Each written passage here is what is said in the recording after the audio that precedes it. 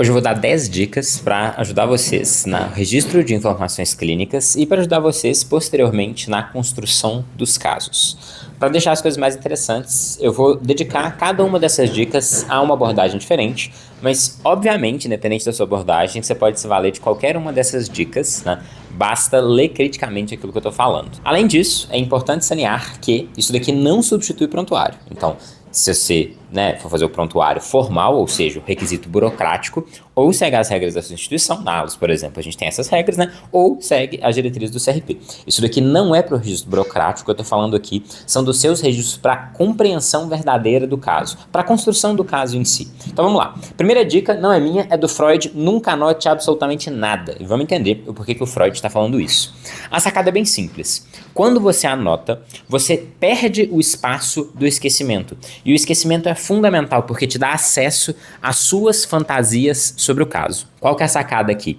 Se você se questionar, mas por que eu esqueci dessa informação? Por que eu troquei esse nome com outro nome? Você começa a ter acesso das suas fantasias com relação ao caso. Portanto, aquilo que você esquece sobre o caso, aquilo que deixa de aparecer, é mais relevante muitas vezes do que aquilo que você resolveu anotar. Então, essa aqui é uma primeira dica, e o porquê de você nunca anotar nada em psicanálise. Agora, para quem gosta de TCC, a minha dica é: faça um registro aberto durante e depois da sessão.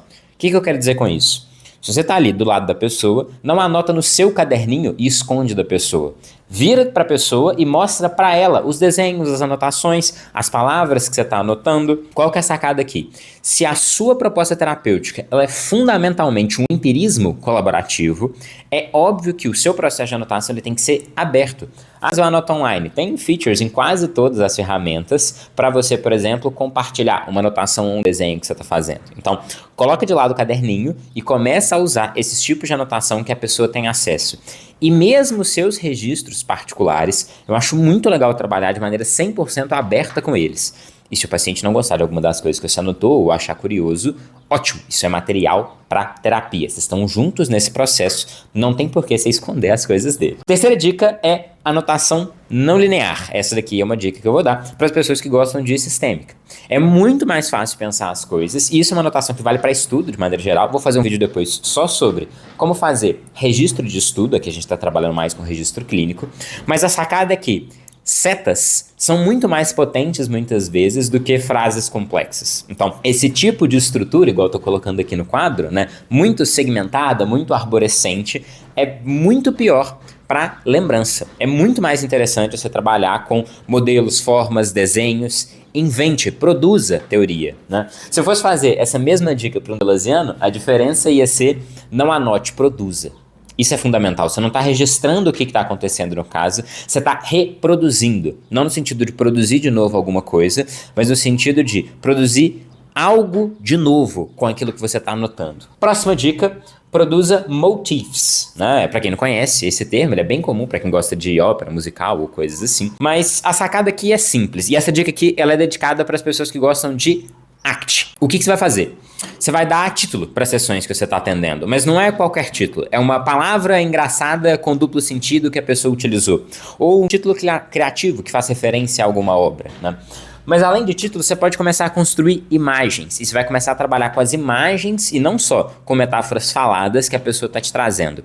Ajuda muito para quem trabalha com arte, produzir coisas assim. E por que eu estou chamando isso de um motivo? Porque em obras literárias, particularmente para quem gosta de musical, é fácil de ver isso, ou se alguém aí gosta de ópera, motivo é uma determinada conjunção de falas e sons que se repetem, mas cuja repetição ela não é uma reprodução. O que isso significa?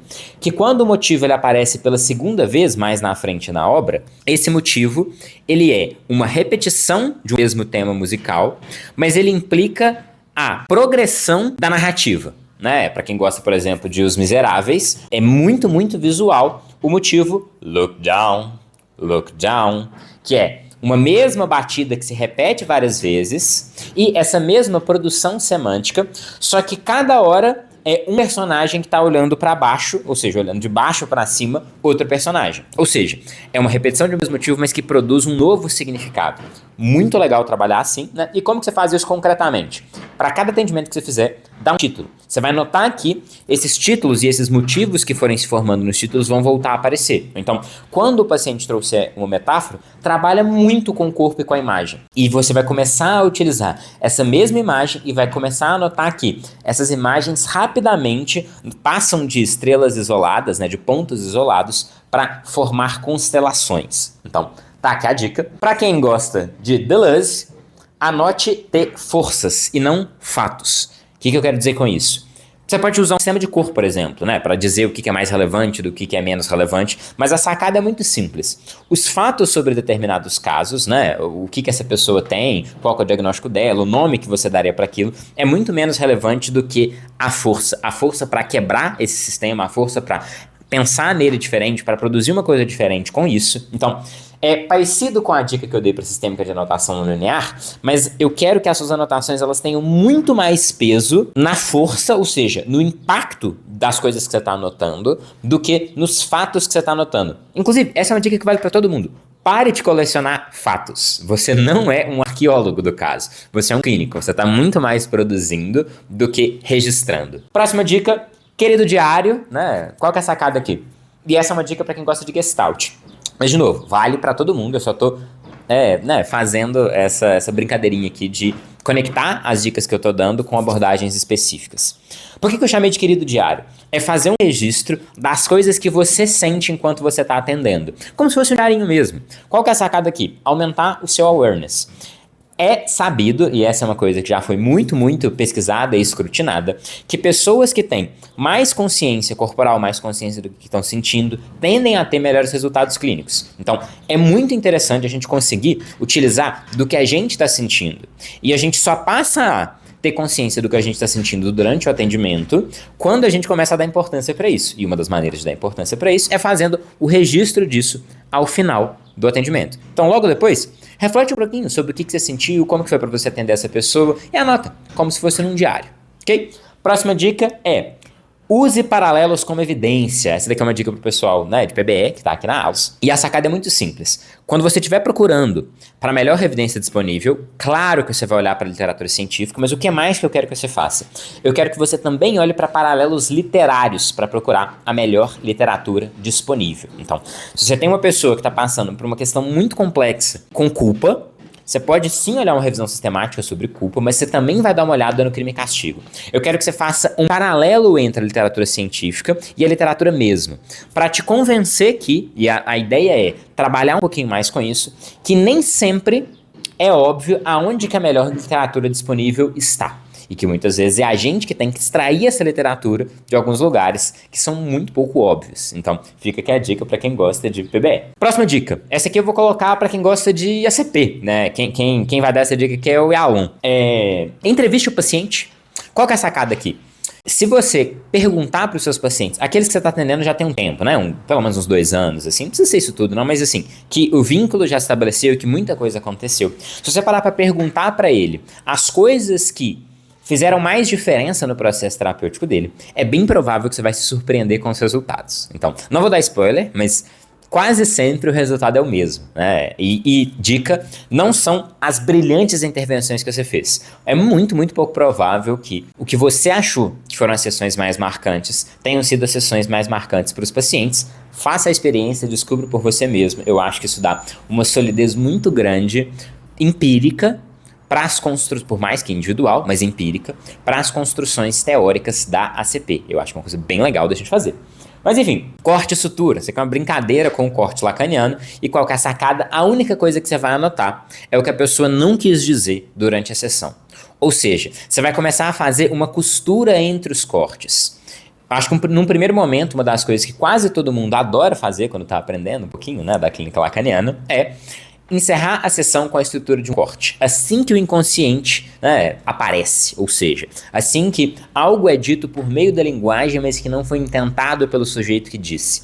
Qual que é a dica aqui? Ao invés de você usar isso simplesmente para encerrar uma sessão, continua usando isso como se fosse um motif, nas próximas sessões. E aí vocês vão notar aqui, do mesmo jeito que o Lacan ele tem algumas máximas que vão mudando de significado ao longo dos seminários, no processo clínico você também vai ter alguns acontecimentos, eventos, e aqui eu estou fazendo uma referência à travessia do Rubicão e a discussão do Lacan sobre a travessia do Rubicão, alea jacta est, ao final das contas. E o que vai acontecer? Essa sorte que está sendo lançada vai muitas vezes ir para caminhos que são pouco óbvios e, de novo, produzir constelações e não só estrelas. Para finalizar, essa daqui é uma dica especialmente para junguianos. Aliás, antes dela, deixa eu ir para a dica bônus, que é trabalhe com antinomias. Essa daqui eu não vou dedicar para ninguém, em especial, porque essa daqui é para todo mundo. Descobrir o que são antinomias, dominar o pensamento antinômico e ser capaz de fazer mais de uma construção de caso simultânea e integrar essas diferentes construções de caso na sua condução clínica é o que há de melhor em termos de registro e processo de pensamento clínico, independente da abordagem que você está utilizando. Agora, se você é junguiano, né, vamos sair aqui da dica adicional e vamos voltar para a dica que eu tenho para os junguianos, é uma dica que o próprio Jung vai dar no seminário sobre análise de sonho. E ele vai falar o seguinte, o seminário sobre análise de sonho, para quem não sabe, que algumas dezenas de sonhos de um mesmo sonhador vistos e interpretados em sequência. Não é um livro que está nas obras completas, mas é um seminário que o Jung deu. Ele estava dando aulas para as pessoas e o que aconteceu foi o seguinte, mais ou menos ali para o sonho 40, né? Não me cobre nesse número não, estou mais ou menos chutando. Mas já tinha uns bons sonhos que eles estavam analisando. O Jung perguntou se as pessoas ali no seminário, elas estavam confiantes das hipóteses que estavam sendo construídas coletivamente. E todo mundo estava muito confiante das suas hipóteses. E aí o Jung fez a famosa pergunta diabólica. Então beleza, se vocês têm tanta certeza assim que vocês estão entendendo o caso, me conta qual que é o próximo sonho. E aí todo mundo ficou em choque. E aí ele falou, não, é isso mesmo. Se você está entendendo a série de sonhos até aqui, pra gente testar se a hermenêutica que a gente está produzindo, ela de verdade tem uma precisão, o que a gente vai fazer? Tentar adivinhar o que vai acontecer na próxima sessão, o que vai acontecer no próximo sonho, quando a pessoa colocar a cabeça no travesseiro. Se você entender o material até aqui da sequência, você vai saber descrever o próximo. Do mesmo jeito que, se você entender um filme que você está assistindo, o final dele é meio óbvio. Então, a sacada é um pouco essa. E qual que é, para quem não é junguiano, né, ou inclusive para quem é junguiano, a sacada aqui é a humildade de perceber que muito raramente você vai ser capaz de entender as consequências que as coisas vão ter na próxima sessão. E ter accountability, ou seja, fazer o registro disso e confrontar o registro disso com a realidade, torna a gente muito mais humilde quando a gente está atendendo. E isso definitivamente é ótimo para quem está aprendendo a clinicar. Enfim, espero que vocês tenham gostado. Se vocês gostaram desse formato, inclusive um pouco mais animado, né, e brincando um pouquinho com as abordagens, né, posso fazer outros vídeos de dica nesse formato, né? Eu estou faminto por saber que tipo de vídeo que vocês querem, porque agora eu tô colocando o máximo de esforços nisso. Pra quem quer, né? E aí fica a dica 12 aqui, pra ficar um número bacana, né? Porque 11 é um número meio estranho, apesar de também ser um número mágico em algumas culturas. A 12ª dica é, se você realmente quiser saber como fazer registro, entra para aulas, tipo assim, né? Daqui a pouquinho a gente vai ter vídeos exclusivos para isso, né? E inclusive estou escrevendo um livro sobre registro clínico, né? Um dos capítulos vai ser sobre isso. E aí vou trabalhar também com registro de estudo. Então, definitivamente, para quem, né, só vê os vídeos aí no YouTube, a maior dica que eu posso dar é vem estudar com a gente, né? Vem participar das coisas que a gente está fazendo, vem construir a psicologia junto com a gente. Essa é a melhor dica que eu posso te dar, certamente.